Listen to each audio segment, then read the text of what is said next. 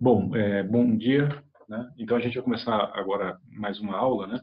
É, Basta vocês lembrarem que a aula anterior, né, a ADE anterior, era sobre escolha intertemporal. Então nós tínhamos saído daquele mundo em que o indivíduo fazia uma escolha entre o bem X1 e X2, e a gente começou a adaptar a função utilidade para coisas de interesse diferente do que simplesmente uma escolha entre tipos de bens diferentes. Então, a primeira coisa que a gente fez na escolha intertemporal foi ver a escolha do indivíduo através do tempo. De que maneira?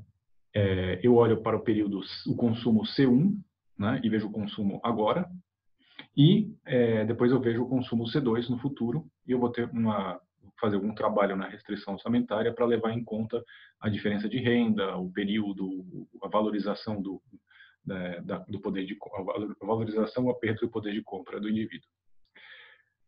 Agora, na aula de hoje, a gente vai adaptar a função utilidade para levar em conta a incerteza, né? É o que a gente chama, né, escolha sob incerteza.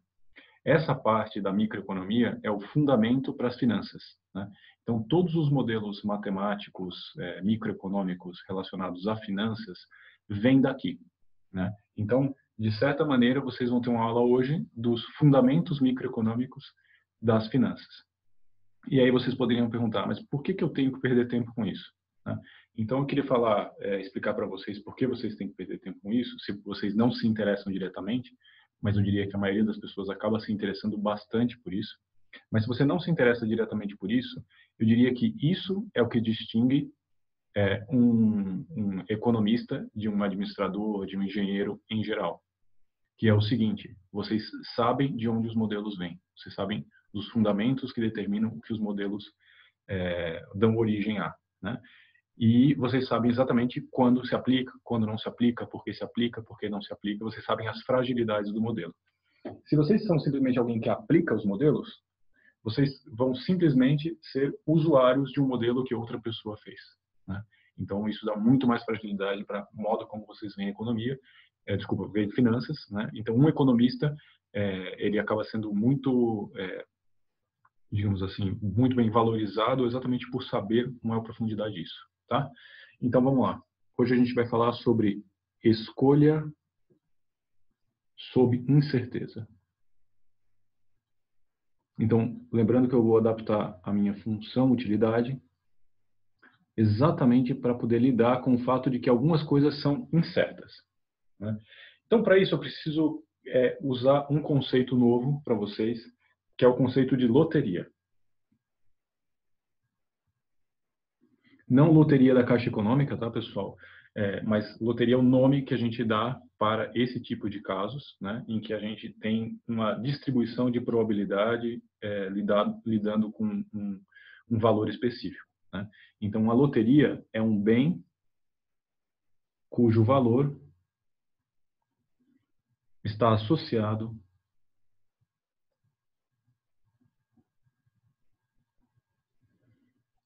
a uma distribuição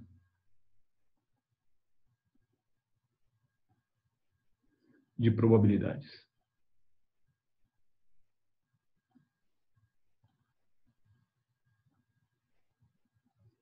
Ok? Então, essa é a primeira coisa. Loteria, para nós, nesse caso, não vai ser jogo de azar. Tudo bem, pessoal? Então, digamos que eu tenho a loteria Lzinho, e a loteria Lzinho pode assumir os valores L1 ou L2, né? E eu tenho que assumir a esses valores uma probabilidade. Então, L1 com probabilidade P1 e L2 com probabilidade P2, tá? Então, nesse exemplo, pessoal, a minha loteria tem 2 estados só, e com probabilidade P1 com probabilidade P2. Apesar de que a loteria não é jogo de azar, o jogo de azar é um tipo de loteria. Então, as loterias que a gente está dizendo, elas são mais amplas do que um jogo de azar. Mas um jogo de azar com aposta pode ser visto dessa maneira. Digamos que eu estou apostando para o ímpar com uma pessoa R$ 100, e eu apostei par. Então, L1 vai ser R$ 0 com probabilidade de 50%, e L2 será R$ 100 com probabilidade 50%. Então, eu tenho probabilidades iguais de dar para o ímpar, supondo isso, e eu tenho como ganhar 0 se eu perder, e tenho como ganhar 100 se eu ganhar a aposta. Tudo bem, pessoal? Então, isso aqui é uma loteria. Para analisar a loteria, vocês já devem ter aprendido um instrumento, né, que é o instrumento de valor esperado, né? Vou até dar um pequeno pause aqui. Perfeito. Então, para analisar isso aqui, a gente vai usar o valor esperado.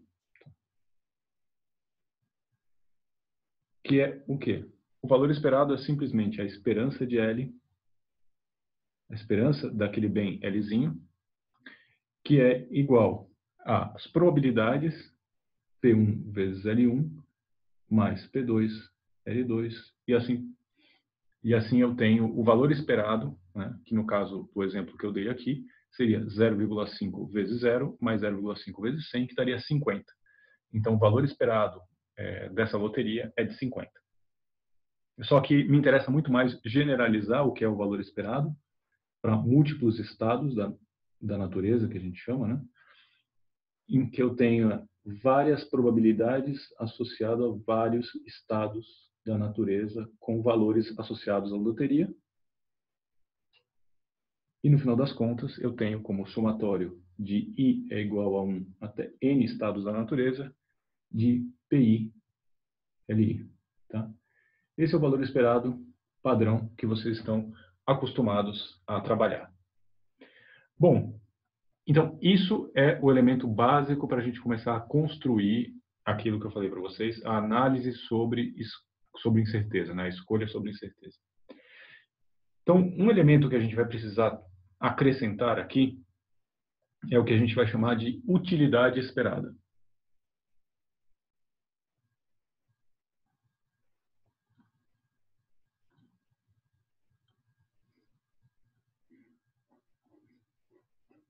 Utilidade esperada.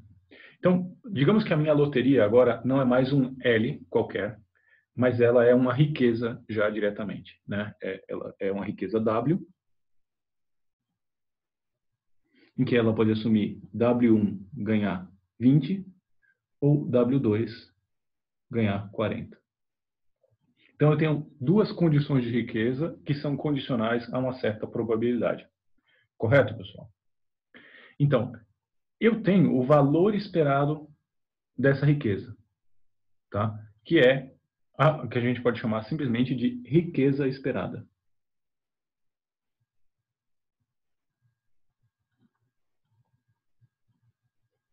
O que é a riqueza esperada? A riqueza esperada é o valor esperado da riqueza, então simplesmente é E de W. Eu vou pegar as probabilidades e multiplicar pelos estados, desculpa, pelos valores associados a cada estado da natureza. Então, a minha riqueza esperada é isso aqui. P1 vezes W1, P2 vezes W2. Tá? Por enquanto, eu vou mostrar para vocês apenas dois estados, né, da natureza, para ter apenas duas probabilidades que somam 100%, por uma simplicidade. Bom, isso então, vamos supor aqui que eu tenho 50% de probabilidade em cada cenário. Então, 50% vezes 20, 10, mais 50% vezes 40, 20. Então, 10 mais 20, 30. A minha riqueza esperada é 30. Para que eu possa fazer a análise de como as pessoas lidam com cenários sobre incerteza, eu não devo olhar apenas a riqueza esperada. A riqueza esperada é uma referência, é um benchmark, né? Mas eu preciso de mais informação do que isso. Que mais informação eu preciso do que isso? A gente tem um mecanismo que é um mecanismo chamado de utilidade esperada, em que eu vejo a esperança da utilidade daquele indivíduo. Tudo bem? Então, utilidade esperada.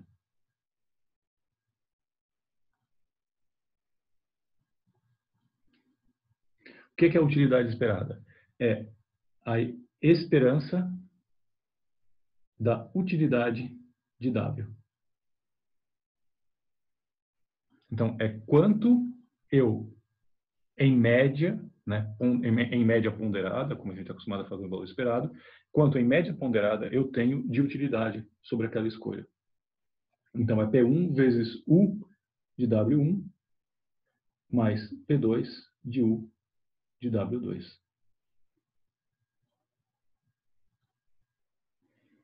Ok, pessoal? Tudo bem até aqui? Então, essa utilidade, eu vou mostrar para vocês como essa utilidade esperada ela é diferente da riqueza esperada e como isso faz os indivíduos agirem de uma maneira ou de outra. Tá? Essa utilidade esperada é o fundamento de tudo que a gente vai ver na aula de hoje. Então, eu queria que, se vocês tiverem alguma dúvida com o que eu vou explicar em breve, vocês perguntem. Tá? Ainda que eu acho que as coisas vão ficando mais claras à medida que vocês vão vendo as aplicações específicas disso. Só que antes de continuar, eu queria dar uma explicação, um pouco de, digamos assim, erudição econômica, né? Que é o seguinte: qual é o nome que a gente dá para essa utilidade esperada? A gente chama isso de utilidade esperada de von Neumann Morgenstern.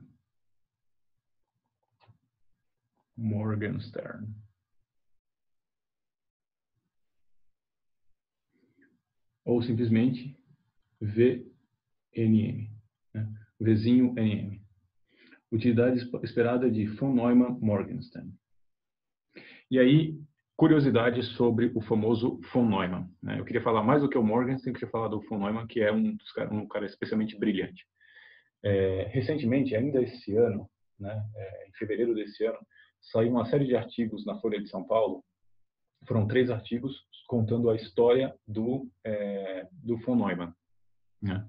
Num bloco, um caderno, né, específico relacionado sobre ciência, uma sequência de 3 artigos do Marcelo Viana contando a vida do von Neumann, né? O von Neumann provavelmente foi o último homem múltiplo da ciência moderna, né? O último cara que ainda conseguia dominar vários campos do conhecimento, né? Ele era judeu de origem austríaca, né, do Império Austro-Húngaro. Ele pegou e migrou para os Estados Unidos. Ele tem toda uma história impressionante porque ele tem contribuições fortes na economia, como vocês estão vendo agora, né, com a utilidade esperada dele. Ele é considerado o pai do computador moderno, né? Ele concebeu o primeiro computador que o pessoal chama computador programável numa viagem de trem, né? Uma viagem de trem que ele teve da costa leste para a costa oeste dos Estados Unidos, uma viagem de 30 horas de trem. Ele foi freneticamente escrevendo todos os conceitos, né? E chegou do outro lado dos Estados Unidos com o que até hoje é visto como o nascimento do computador programável. Ele tem várias contribuições para matemática. Se vocês buscarem na internet, ele tem muitas contribuições para matemática. E também ele participou como físico, entre aspas, né? Não é porque ele fosse físico apenas, né? Ele era muito mais do que só um físico, mas ele também participou do programa da bomba atômica, né? Que deu origem daqueles cientistas que deram origem à bomba atômica, né? Que é o Projeto Manhattan, se não me engano. Então, e tudo isso bem diferente do Morgenstern, né? Os dois tinham um estilo totalmente diferente. Enquanto que o Morgenstern era retraído, né, um pouco mais encabulado, digamos assim, o von Neumann era super sociável. Ele e a esposa davam grandes festas, recepções e não sei o que lá. Então é totalmente diferente do que a gente está acostumado de um cara que tem contribuições nesse tipo de área, né? Então vale a pena a história dele. Depois até eu posso digitalizar esses artigos, mas o problema é que depois, se vocês vão ver a história dele, vocês pensam que é impossível seguir uma coisa parecida com a dele, porque, sei lá, ele lia grego antigo aos 8 anos, leu toda a história de não sei o que lá aos 9. É um cara meio brilhante, assim. Mas depois eu passo para quem se interessar. Bom, qual é a grande sacada da utilidade esperada de von Neumann Morgenstern, né? Bom, a grande sacada deles é pensar o seguinte, né? Os indivíduos possuem diferentes aversões ao risco. O único cara que vai olhar para a riqueza esperada e falar, bom, 50 tá bom, né? Digamos assim, 50 é bom, né? Em vez de 0 ou 100, o único cara que vai olhar de modo indiferente para isso é exatamente o cara que tem neutralidade ao risco, Agora, se eu levar em conta que as pessoas, às vezes, são mais propensas ao risco ou mais avessas ao risco, essas pessoas terão comportamentos diferentes diante de uma loteria, diante de uma riqueza que é esperada, né? Então, o que você prefere? Você prefere correr o risco de ter muito ou nada, ou você prefere ter algo mediano, né? Tudo vai depender de quanto é esse mediano e tudo vai depender de quanto nós estamos propensos ou não a correr risco, tá? Isso é uma das coisas mais importantes para a vida de vocês, eu acho, né? Uma das coisas que a economia ensina para a vida das pessoas de modo muito importante é descobrir e entender o seu próprio perfil de aversão a risco, né? Muitas pessoas ficam vendo os paradigmas de pessoas que correm muito risco ou de pessoas que não correm nenhum risco como, digamos assim, coisas que você deve imitar, né? Algumas pessoas, por exemplo, são formadas numa mentalidade de que, bom, o empreendedor é um cara genial, espetacular, então eu preciso ser empreendedor. Só que para você ser empreendedor, você precisa ter baixíssima aversão ao risco, você precisa ser propenso ao risco, né? De certa maneira. Não propenso, mas você precisa ter baixa aversão a risco, né? Então não é simplesmente assim, eu vou começar a correr risco e ser agora o novo cara de startups aqui na Unifesp, né? Eu vou abrir novas coisas. Não é bem assim, tá? Então vamos analisar a aversão ao risco.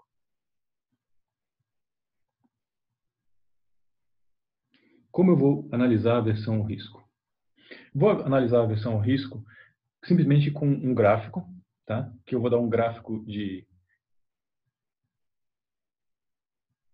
utilidade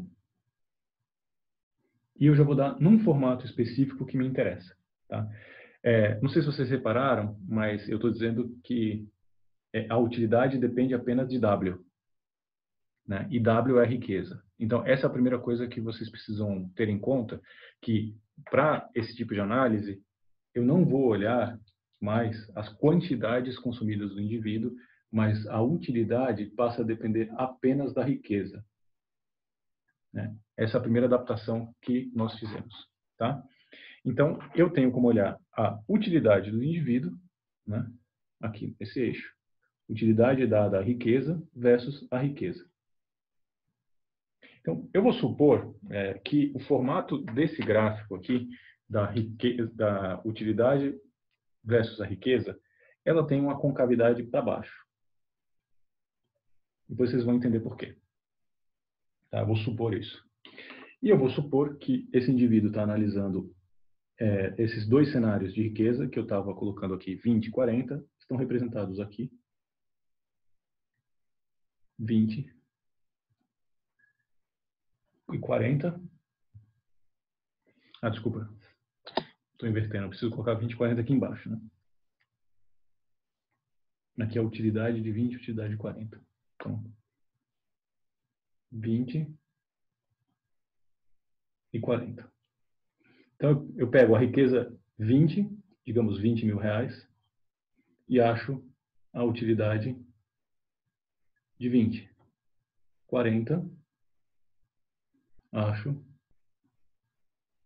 a utilidade de 40. Tá? Então, como vocês podem ver, digamos que esse W seja salário, né? Eu tenho a possibilidade de ter um emprego um emprego que ganha 20 e um emprego que ganha 40.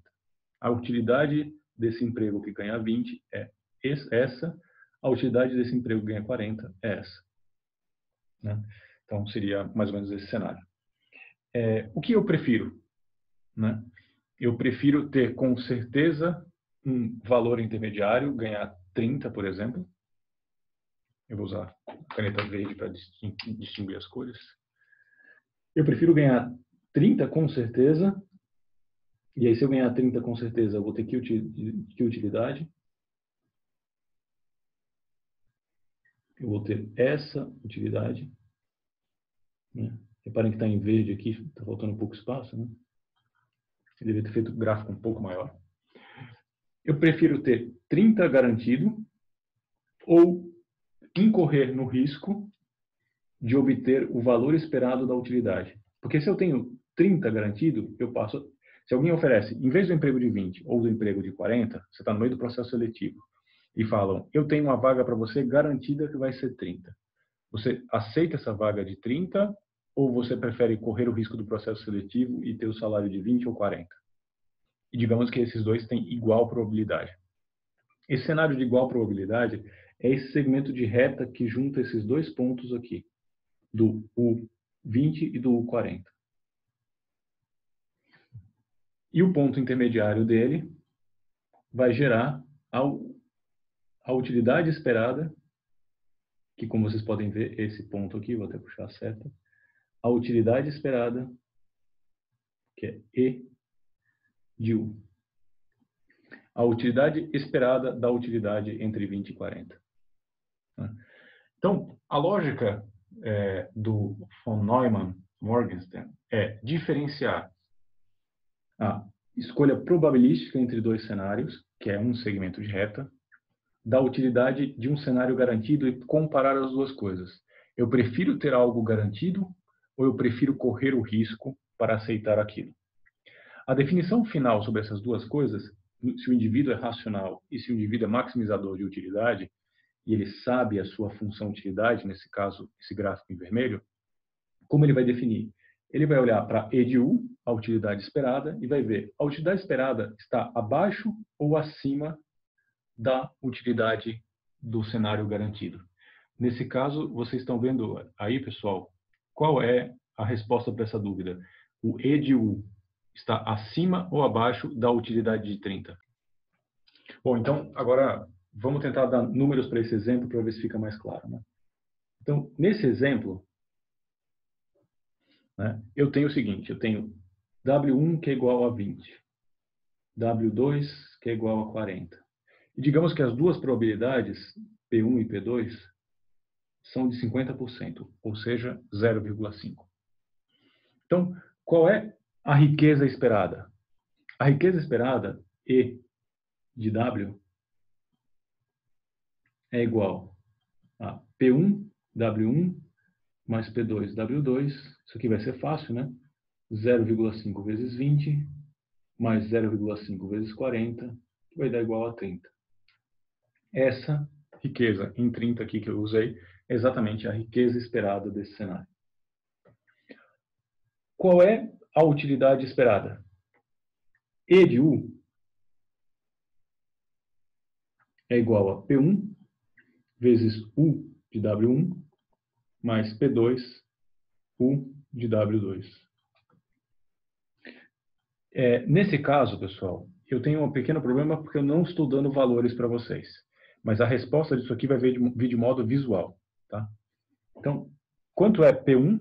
0,5.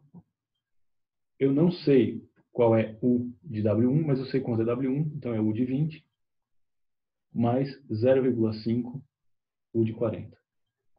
Então, a utilidade esperada, eu vou deixar indicado aqui, é meio utilidade de 20 mais meio utilidade de 40. É exatamente o ponto médio dessas duas coisas. Então, o que o indivíduo precisa fazer na sua análise, né, para saber se ele corre o risco ou se ele não corre o risco? Ele precisa comparar a utilidade esperada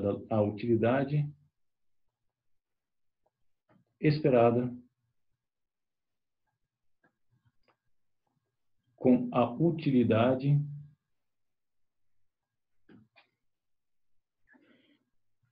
do valor esperado.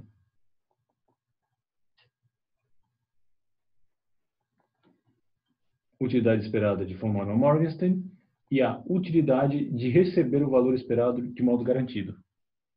Então a pergunta é, U de 30, a utilidade do valor esperado, ela é o que se eu comparar com 0,5 U de 20 mais 0,5 U de 40? Né? Essa é a grande pergunta. O que é maior? 0,5 vezes a utilidade de cada um dos cenários, que é esse ponto em preto aqui, ou U de 30, que é esse ponto vermelho, onde está exatamente o pontilhado verde chegando. Se vocês olharem aqui, o ponto preto está abaixo do ponto em verde barra vermelho. Então, a utilidade do cenário garantido de receber o valor esperado é maior do que a utilidade do valor esperado, de correr o risco. Isso, saber que é maior, que a utilidade do valor esperado garantido é maior do que a utilidade esperada, é exatamente o que define o perfil de risco. Isso define o perfil de risco do indivíduo. E não à toa eu coloquei essa curva com concavidade para baixo, porque indivíduos com a curva com concavidade para baixo são indivíduos avessos ao risco. Se isso fosse uma reta, se fosse linear, esse indivíduo é neutro a risco. Então, o de 30 seria exatamente igual a isso. E se a escolha probabilística é maior, tem utilidade maior do que a escolha garantida, eu estou no cenário de propensão ao risco. Melhorou um pouco, pessoal?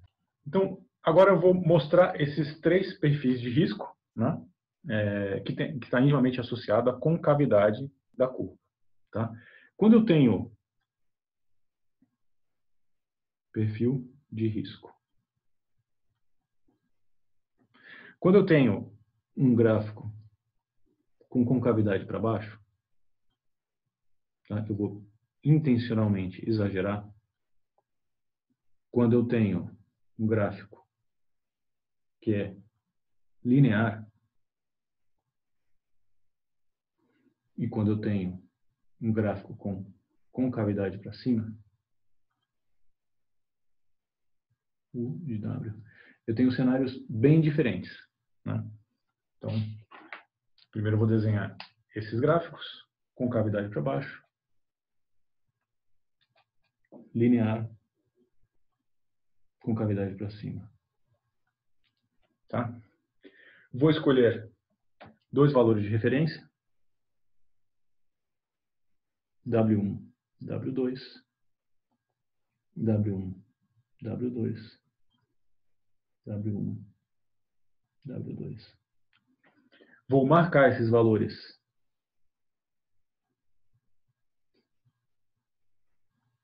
do ponto de vista de utilidade. Não vou colocar para não ficar muito carregado aqui, mas eu vou marcar apenas as setas para servir de acompanhamento para vocês. Setas pontilhadas, né?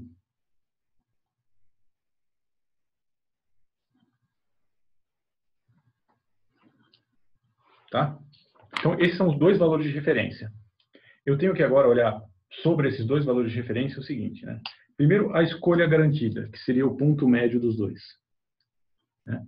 Que é o valor esperado E de W. Então, eu quero saber a utilidade de ganhar o valor esperado.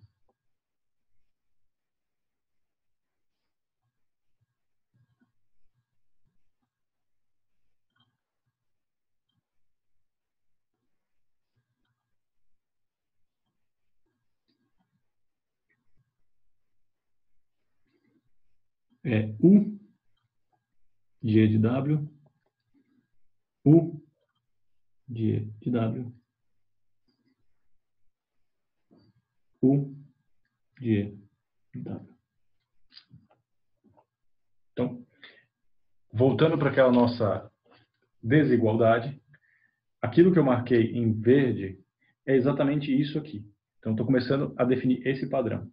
E agora eu preciso o segundo padrão, que é a utilidade esperada. Né?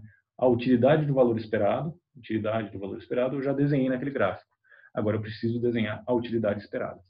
Como eu falei para vocês, a utilidade esperada vai ser um segmento de reta entre os dois pontos que definem os limites do valor probabilístico. E o segmento de reta mesmo.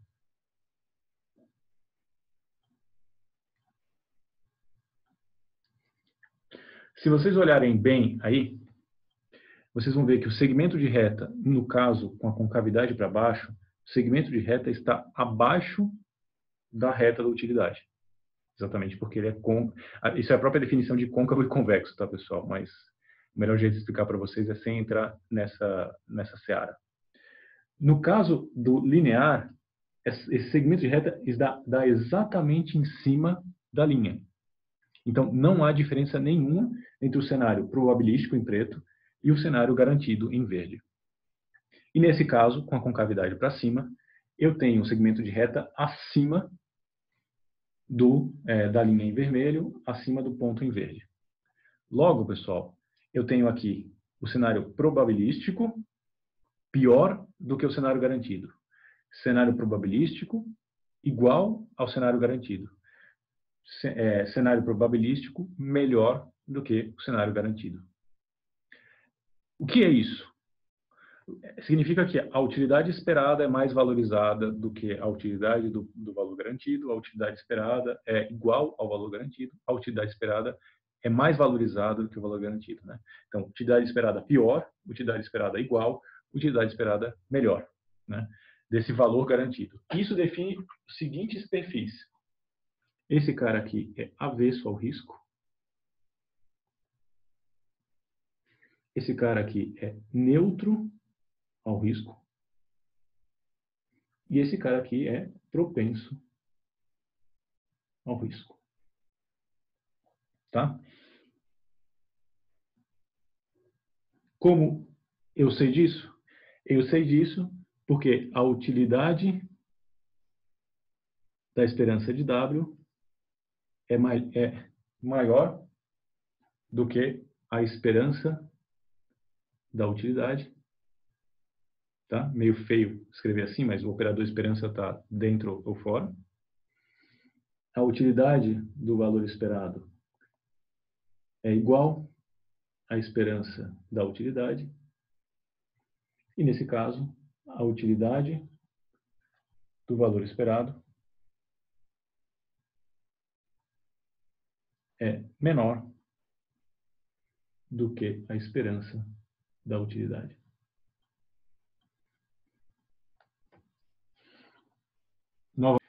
Então, curiosidade.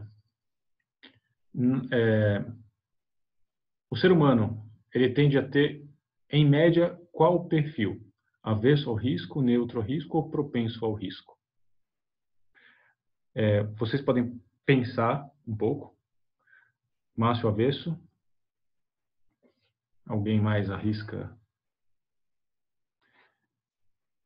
Vitor Hugo, neutro. Bom, em geral a gente pensa nessas duas coisas, né? Ou o cara é neutro a risco ou o cara é avesso ao risco.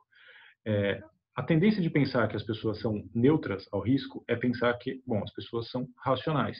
Se as pessoas são racionais, elas vão olhar para duas coisas de igual valor e, bom, perfeito, eu aceito, vou correr o risco mesmo, não tem nenhum problema. Só que, na vida real, o Márcio está correto, né? A maioria das pessoas, a grandíssima maioria das pessoas, são avessas ao risco.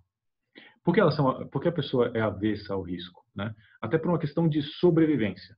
Né? Algumas pessoas dizem que até mesmo a questão de seleção natural fez com que pessoas que correm menos risco sobrevivem mais. Né? Então, por isso, o ser humano naturalmente é avesso ao risco. Mas existem, inclusive, estudos sociológicos, né, de perfis sociológicos usando ferramentas econômicas, que apontam exatamente qual é a neutralidade, qual é o grau de aversão ao risco das pessoas. Como quase todas as pessoas são avessas ao risco, na verdade, você mede pelo grau de concavidade, né?